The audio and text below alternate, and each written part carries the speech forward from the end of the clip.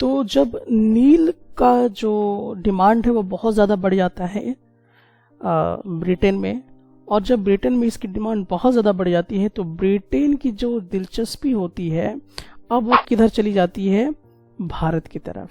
यानी कि उसका रुख अब मुड़ जाता है भारत की तरफ। अब वो ब्रिटेन जो है वो भारत की तरफ देखता है कि यहाँ से हमें बहुत ज़्यादा मात्रा में इंडिगो मिल सकता है। तो अब इस कारण से इंडियन इंडिगो का डिमांड देखिए बढ़ गया। ठीक है, तो उस समय क्या था कि बंगाल में सबसे ज़्यादा इसकी खेती की जाती थी, और बंगाल से ही इंडिगो जो है पूरी तरह से दुनिया में छा गया था। बंगाल में जो इंडिगो पैदा होता था और जब उसको दूसरे देशों में भेजा जाता था तो ये पूरी तरह से बंगाल का जो इंडिगो था वो पूरी दुनिया के मार्केट में छाया हुआ था। तो हुआ क्या चीज, जो ब्रिटेन वाले लोग हैं वो 1788 में सबसे पहले उन लोगों ने क्या किया था कि हमारे कितने इंडिगो को लेना शुरू कर दिया था, 30% इंडिगो वो यहाँ से ले जाया करते थे। फिर देखिए जैसे 1810 आया, समय को देख लीजिए, समय कहाँ से कहाँ पहुँच गया। तो जब फिर 1810 आया तो उस समय उनका जो इंडिगो का इंपोर्ट है वो 95% बढ़ गया। यानी कि डिमांड आप देख रहे हैं डायरेक्ट 30% से 95% पहुँच गया। तो इस प्रकार से इंडिगो का जो डिमांड था लगातार बहुत ज़्यादा बढ़ता जा रहा था, दुनिया में पूरा बढ़ता जा रहा था। और इसका ऐसा उस समय दौर चल रहा था कि जो भी बहुत लोग तो इंडिगो का व्यापार करना शुरू कर दिए। वो नए नए जो एजेंट लोग थे, जो ऑफिसर्स लोग थे, वो कंपनी में क्या करना शुरू कर दिए, पैसे इन्वेस्ट करना शुरू कर दिए। किस लिए? ताकि वो इंडिगो को ज़्यादा से ज़्यादा पैदा कर सके, इंडिगो का प्रोडक्शन वो बढ़ा सके। साथ ही साथ बहुत सारे ऐसे कंपनी के लोग थे जो अपनी नौकरी को भी छोड़ दिए। किस लिए? इंडिगो की बिजनेस के लिए। वो उनको लगने लगा कि इंडिगो का बिजनेस करेंगे तो उनको बहुत मुनाफा मिलेगा, बहुत उनको बेनिफिट मिलेगा। तो उसके चक्कर में जो ऑफिसर्स लोग थे वो अपनी नौकरी भी पूरी तरह से छोड़ दिए, और बहुत मतलब हाई प्रॉफिट उनको इसमें कहीं ना कहीं दिखाई देना शुरू हो गया कि इंडिगो से हमें क्या होगा, बहुत ज़्यादा प्रॉफिट जो है वो मिलेगा।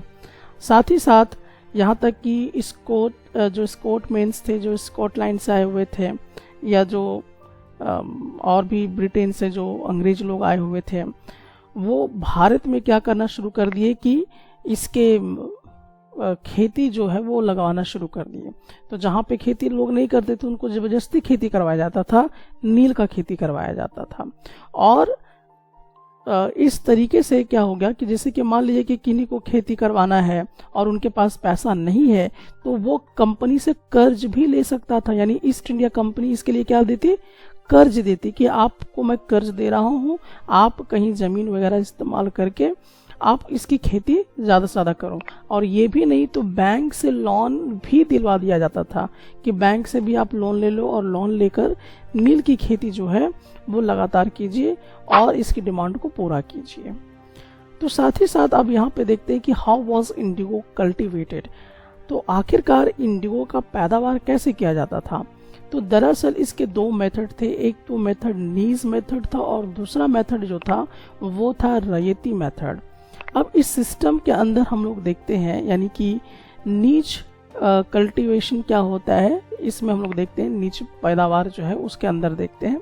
तो इसमें क्या किया जाता था कि बहुत ज़्यादा मात्रा में इंडिगो को लगवाया जाता था मजदूरों के माध्यम से, और वो मजदूर अपने मर्जी से नहीं लगाते थे, उनको मजबूर किया जाता था। ठीक है, तो इंडिगो का पैदावार वो मजदूरों के माध्यम से करवाते थे और उस पर पूरी तरह से कंट्रोल रखते थे। लेकिन जिनके पास ज़मीन है, वो जैसे ज़मींदार वगैरह लोग थे तो वो अपनी ज़मीन पे लगवाते थे, और जिनके पास अपना खुद का ज़मीन नहीं है तो दूसरा का ज़मीन भाड़ा में लेके क्या करते थे, इंडिगो का खेती जो है वो करवाया करते थे। तो इस प्रकार से जो है इंडिगो की खेती जो है वो होती थी हमारे भारत में। अब देखिए जो नील की जो खेती होती थी अब उसमें बहुत तरह के समस्याएं जो हैं वो आना शुरू हो गया था। एक्चुअली क्या समस्या आ रही थी वो चलिए हम लोग देखते हैं। तो एक्चुअली में क्या है कि इंडिगो की जो खेती होती थी वो ऐसे वैसे खेतों में नहीं हो सकती थी। ये कैसे खेतों में हो सकती थी?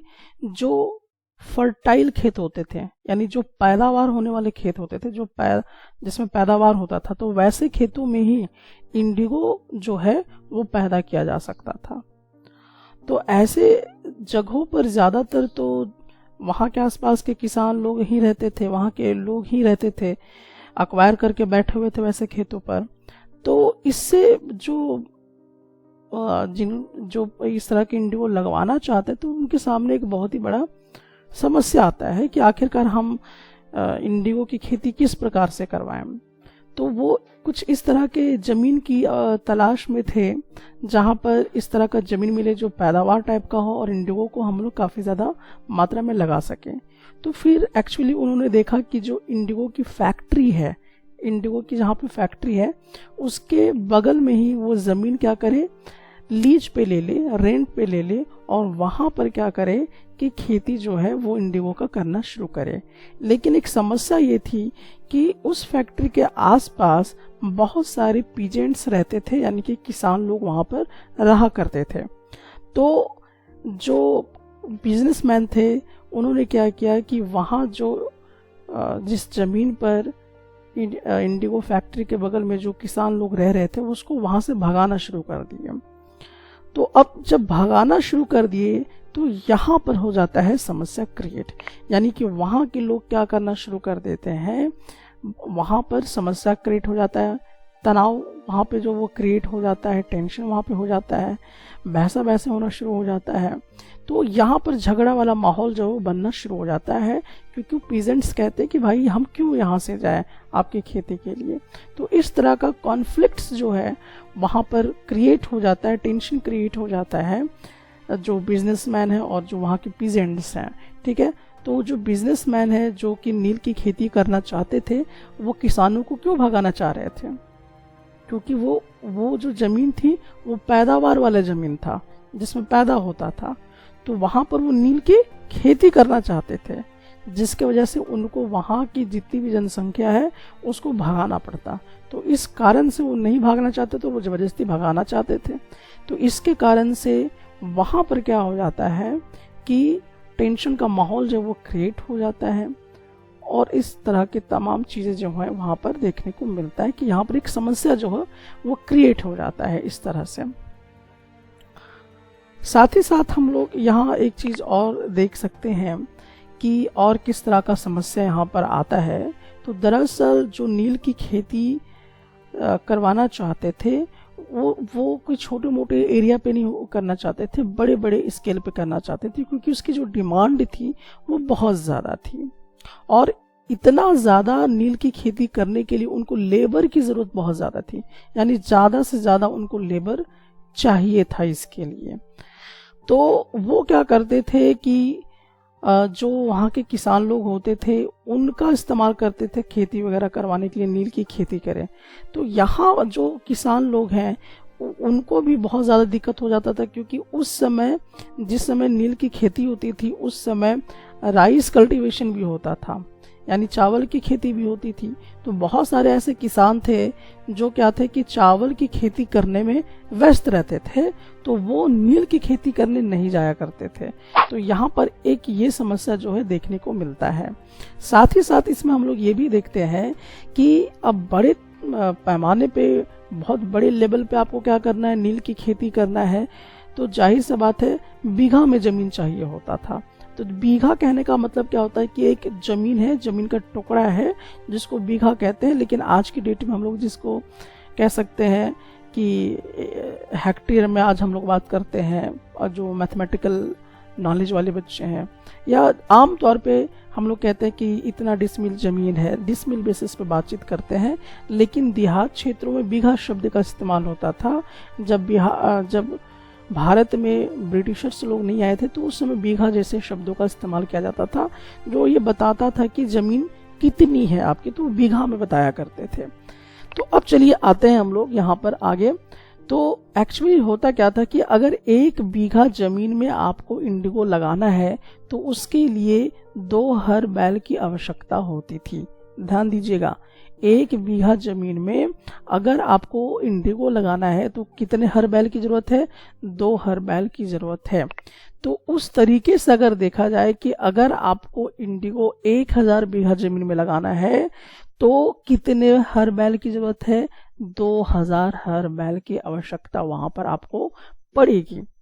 अब इतना सारा जो जानवर खरीदना है, हर बैल वगैरह तमाम चीजें जो है वो आपको यहाँ इन्वेस्ट करना है, तो ये एक बहुत बड़ा अपने आप में समस्या था, क्योंकि इतना सारा अवेलेबल किसानों के पास नहीं था। और एक और भी कारण था, क्योंकि किसान उस समय चावल की भी खेती करते थे, तो जाहिर सा बात है कि ज़्यादातर हर बैल अपने उस तरह के धान वगैरह उगाने में व्यस्त रहते थे, तो उतना ज़्यादा हर बैल वो इंडिगो के लिए नहीं दे सकते थे। तो यहाँ पर भी एक समस्या जो है वो आपको देखने को मिलता है। तो यहाँ पे 2 समस्या आपने डिकोड किया।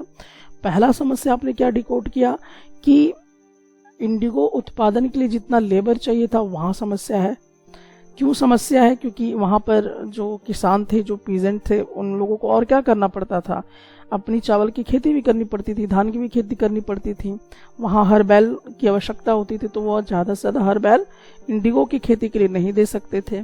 तो यहाँ पर ये समस्या जो है वो देखने को मिलता है। और जहाँ फैक्ट्री, इंडिगो फैक्ट्री थी, वहाँ पे जो आसपास में जो लोग रह रहे थे, जिनका ज़मीन था और वो ज़मीन फर्टाइल थी, उपजाऊ ज़मीन थी, तो वहाँ पर जो इंडिगो का ज़्यादा से ज़्यादा प्लांटेशन करवाना चाहते, तो वो लोग ज़बरदस्ती उनको क्या करने लगे?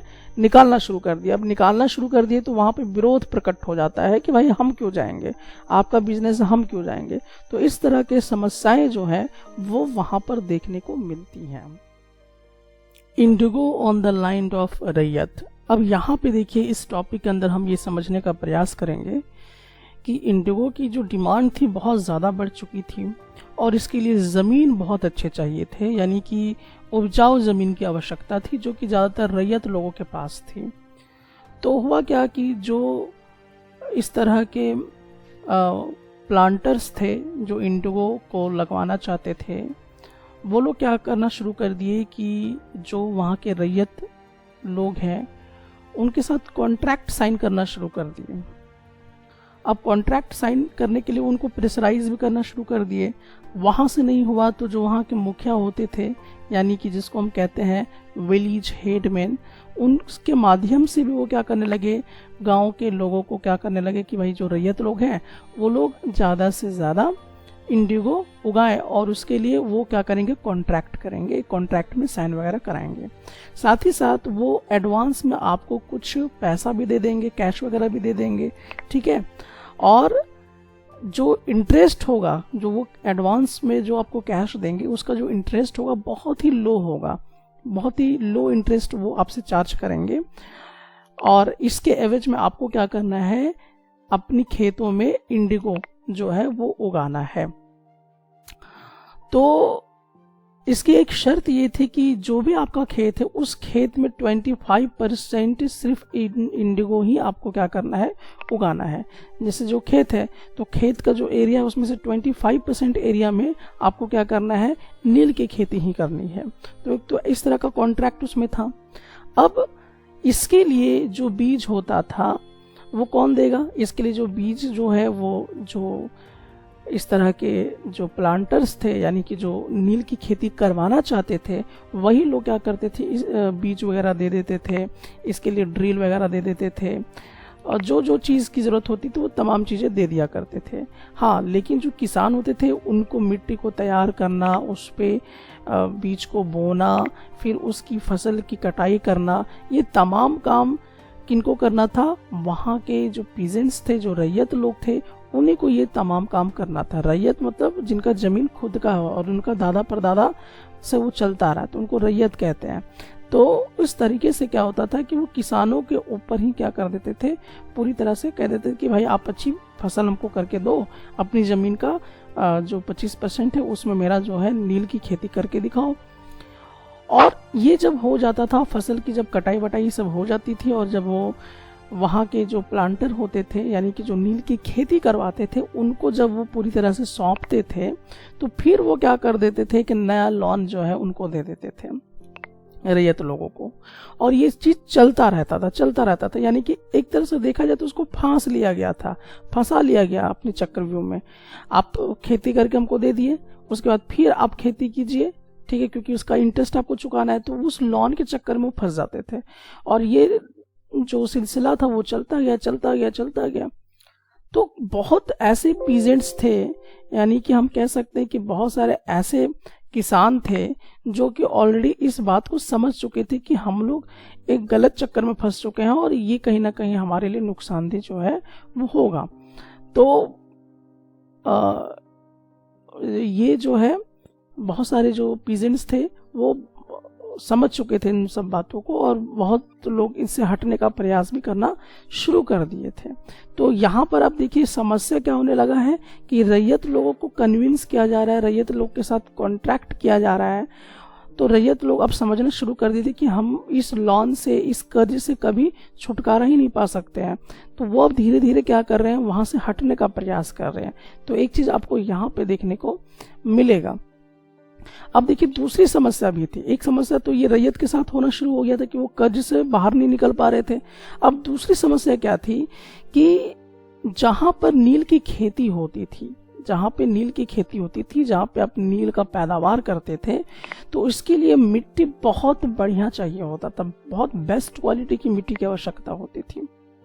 और वैसे मिट्टी में वो लोग क्या करते थे, राइस कल्टीवेट किया करते थे, यानी कि धान की खेती करते थे।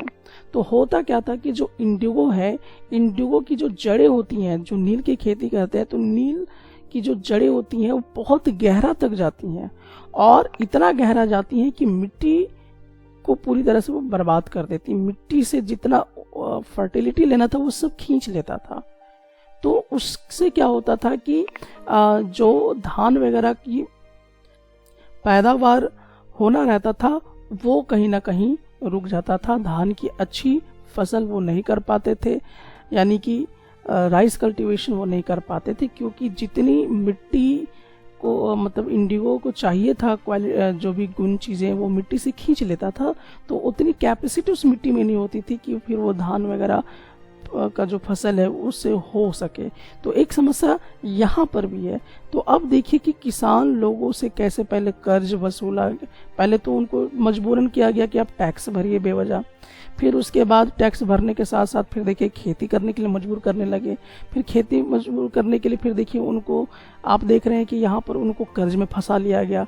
फिर कर्ज में फंसा लेने के बाद आप देख रहे हैं कि अब उनकी जीविका पर जो है अटैक होना शुरू हो गया, क्योंकि वो जो धान वगैरह उगाते थे अब उनकी ज़मीन भी सुरक्षित नहीं थी। बहुत सारे किसानों को भगा देने का प्रयास किया गया था सिर्फ अपने मुनाफे लेने के लिए। तो ये तमाम चीज़ जो है वो रैयत के ऊपर होना शुरू हो चुका था।